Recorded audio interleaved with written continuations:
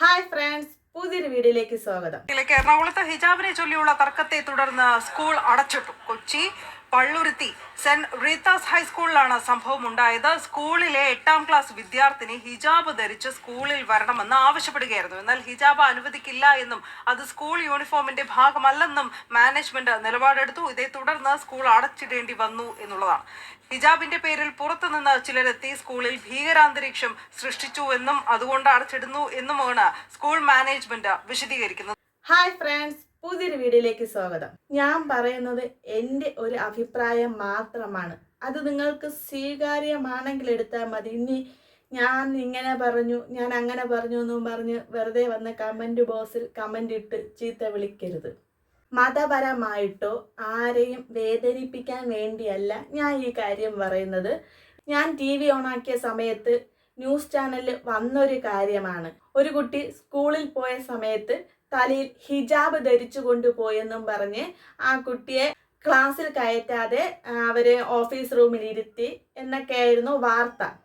ഈ കുട്ടി സ്കൂളിൽ അഡ്മിഷൻ എടുക്കുന്നതിന് മുൻപ് തന്നെ അവിടുത്തെ റൂൾസ് ആൻഡ് റെഗുലേഷൻ എല്ലാം കൃത്യമായിട്ട് മാതാപിതാക്കൾക്കും ആ കുട്ടിക്കും വ്യക്തമായി സ്കൂൾ അധികൃതർ വ്യക്തമായിട്ട് പറഞ്ഞു കൊടുത്ത കാര്യമാണ്. ആ കുട്ടി കുറെ കാലം ഇത് അനുസരിച്ച് പോവുകയും പെട്ടെന്നൊരു സുപ്രഭാതത്തിൽ ഈ കുട്ടി വീണ്ടും ആ സ്കൂളിലെ റൂൾ ആൻഡ് റെഗുലേഷൻസ് എല്ലാം തെറ്റിച്ചുകൊണ്ട് ഹിജാബ് ധരിച്ച് സ്കൂളിൽ പോയപ്പോൾ ആണ് ഈ കുട്ടിയെ ഓഫീസ് റൂമിൽ മാതാപിതാക്കളെ കാര്യം അറിയിച്ചപ്പോഴത്തേക്ക് ആ കുട്ടി പറഞ്ഞൊരു കാര്യമാണ്, ഞാൻ എൻ്റെ മതം പറയുന്ന കാര്യമാണ് അനുസരിച്ചതെന്നും. മാതാപിതാക്കൾക്കും ഈ കുട്ടിയും ഒരേ തീരുമാനത്തിലാണ് മുന്നോട്ട് പോകുന്നത്. അതായത് സ്കൂളിൽ പോകുന്നെങ്കിൽ ഹിജാബ് ധരിച്ചുകൊണ്ട് സ്കൂളിൽ പോകുന്ന ഒരു നിർബന്ധമായിട്ട് മാറിയിരിക്കുകയാണ്. എന്നാൽ ഇവിടെ സ്കൂളിനൊരു നിയമമുണ്ട്. ആ സ്കൂളിൻ്റെ നിയമമാണ് അവർ പറഞ്ഞിരിക്കുന്നത്. അപ്പം നമ്മളൊരു സ്കൂളിൽ ചേരുമ്പോഴത്തേക്കും അവിടുത്തെ നിയമങ്ങൾ എന്താണോ അത് നമ്മൾ അനുസരിക്കണം. അത് ഹിന്ദു ആയാലും ക്രിസ്ത്യൻ ആയാലും മുസ്ലിം ആയാലും എല്ലാ മതവിഭാഗങ്ങളും നമ്മളിപ്പോൾ ഒരു സ്കൂളിൽ ചേരുന്നത് അത് ഏത് സ്കൂളിലായാലും അവിടുത്തെ രീതികളാണ് നമ്മൾ തുടരേണ്ടത്. ആ സ്കൂളിന്റെ രീതിയിലായിരിക്കണം നമ്മൾ പോകേണ്ടത്. അല്ലാതെ നമുക്കിഷ്ടമുള്ള കാര്യങ്ങൾ ചെയ്തുകൊണ്ട് ആ സ്കൂളിൽ പോകാൻ പാടില്ല. അവരുടെ എല്ലാ കാര്യങ്ങളും ആ റൂൾസിൽ ഉണ്ടെന്നാണ് അവർ പറയുന്നത്. ആസ് യൂഷ്വൽ നമ്മുടെ സ്കൂൾ പ്രിസ്ക്രൈബ് ചെയ്യുന്ന യൂണിഫോം തന്നെയാണ് കുട്ടി ഈ 4 മാസവും കീപ്പ് ചെയ്തിരുന്നത്.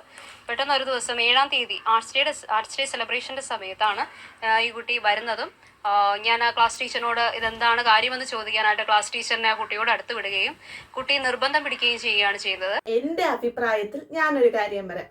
ഞാൻ മുന്നേ സ്കൂളിൽ പഠിച്ചിരുന്ന സമയത്ത് എൻ്റെ കൂടെ പഠിച്ചിട്ടുള്ള കുട്ടികളെല്ലാം, അതായത് മുസ്ലിം കുട്ടികൾ തലയിൽ ഹിജാബ് ധരിച്ചുകൊണ്ടാണ് വന്നിരുന്നത്.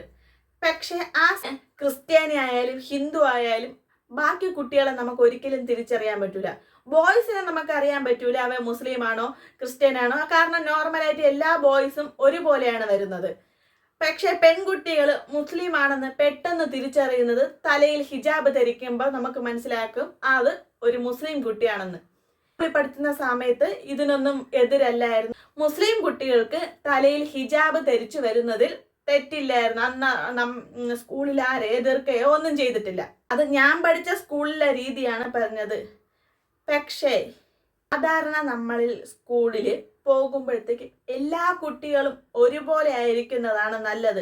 അല്ല ഒരു വിഭാഗത്തിൽപ്പെട്ടവർ മാത്രം തലയിൽ ഹിജാബ് ധരിച്ച് വരുമ്പോഴത്തേക്കും അവിടെ ആ കുട്ടികൾക്ക് മാത്രം എന്താ പ്രത്യേകത, ഞങ്ങളുടെ മതത്തിൽ അനുയോജ്യമായ വേഷം ധരിച്ച് വരണമെന്നും പറഞ്ഞ് നാളെ ഒരു വിഭാഗം ആൾക്കാരുടെ മതത്തിൽ പറയുന്ന വേഷം എനിക്ക് ധരിക്കണമെന്ന് പറഞ്ഞുകൊണ്ട് വന്നാൽ ആരും അംഗീകരിക്കാൻ പോകുന്നില്ല. അതിനേക്കാളും നല്ലത് സ്കൂളിൽ, അതായത് സ്കൂളുകളിൽ എല്ലാ കുട്ടികൾക്കും ഒരേ തുല്യത കൊടുത്തു വേണം മുന്നോട്ട് പോകാനാണ് എൻ്റെ വ്യക്തിപരമായ അഭിപ്രായം. ഇപ്പോൾ ഹിന്ദു ആയാലും ക്രിസ്ത്യൻ ആയാലും മുസ്ലിം ആയാലും മറ്റു മതത്തിൽപ്പെട്ട ആരായിക്കോട്ടെ സ്കൂളുകളിൽ ഒരേ തുല്യത വെച്ച് പുലർത്തി പോകുന്നതല്ലേ നല്ലത്.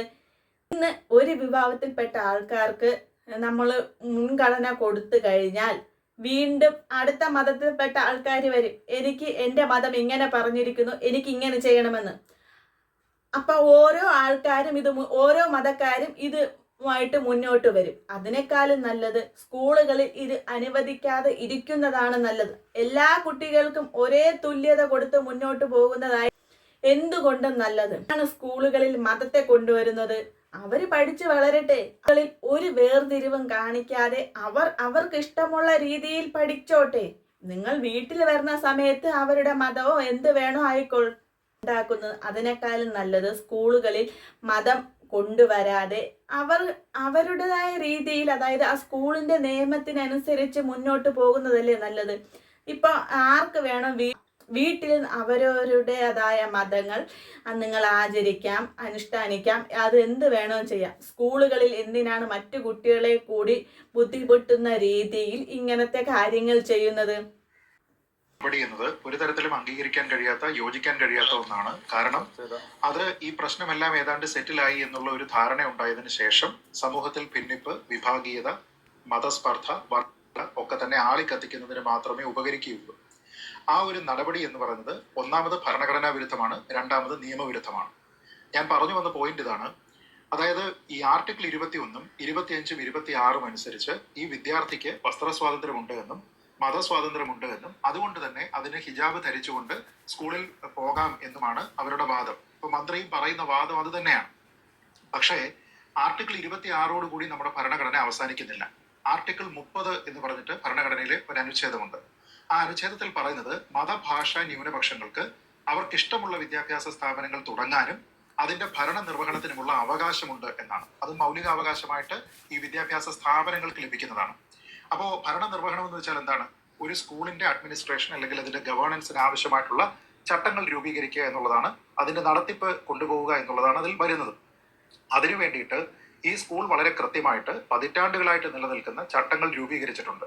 ആ ചട്ടങ്ങൾ സ്കൂൾ അഡ്മിഷന്റെ ഭാഗമായിട്ട് വിദ്യാർത്ഥികളും രക്ഷിതാക്കളും അവരുടെ കൺസെന്റ് കൊടുത്തതിന് ശേഷമാണ് അവർക്ക് അവിടെ അഡ്മിഷൻ കിട്ടുന്നത്.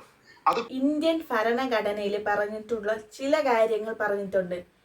ഓരോരുത്തർക്കും അവരുടേതായ വ്യക്തി സ്വാതന്ത്ര്യമുണ്ട്, വസ്ത്രധാരണമുണ്ട്, അവരുടെ മതവിശ്വാസങ്ങൾക്കനുസരിച്ച് ജീവിക്കാനുള്ള എല്ലാ സാഹചര്യങ്ങളും ഇതിൽ പറഞ്ഞിട്ടുണ്ട്. എനിക്ക് പറയാനുള്ള ഒരു കാര്യം കൂടിയുണ്ട്. ഇപ്പൊ മുസ്ലിം മതത്തിൽപ്പെട്ട ഒരാൾക്ക് ഹിജാബ് ധരിച്ചു പോകുന്നതിൽ തെറ്റില്ല. നാളെ ഹിന്ദുവായ ഒരു കുട്ടിക്ക്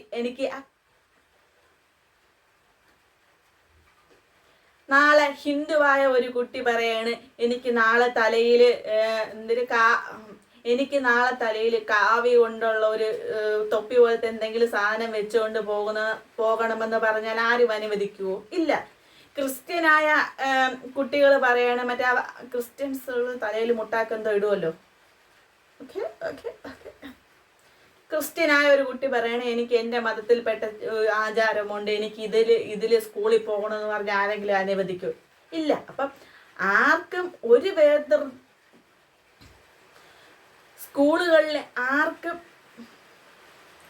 സ്കൂളുകളിൽ മുസ്ലിമിനല്ലാതെ വേറെ ഒരു മതത്തിൽപ്പെട്ടവർക്കും ഒരു ഇതുമില്ല, ഒരു പരിഗണനയും കൊടുത്തിട്ടില്ല. അതുകൊണ്ട് മുസ്ലിം വിഭാഗത്തിൽപ്പെട്ട കുട്ടികൾക്കും ഈ പരിഗണന കൊടുക്കുന്നത് അത്ര നല്ലതെന്നാണ് എൻ്റെ